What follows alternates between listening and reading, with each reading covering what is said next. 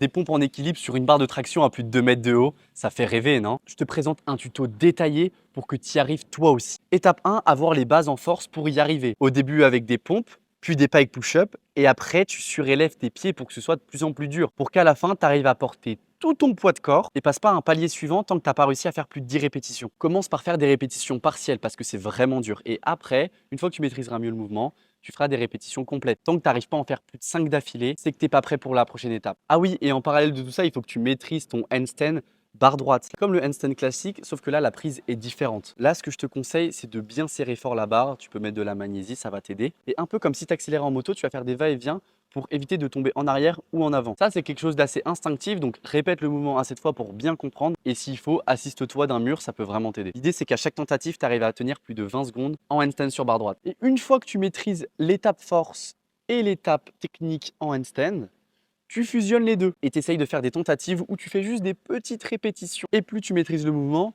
plus tu vas augmenter l'amplitude jusqu'à faire des amplitudes vraiment complètes. Et à ce moment-là, tu pourras augmenter la hauteur de la barre pour appréhender la hauteur. Et aussi, je te conseille quand tu es barre basse, c'est de vraiment apprendre à savoir chuter, surtout quand tu es en arrière. C'est exactement le même mouvement que tu vas faire, mais à une hauteur plus grande.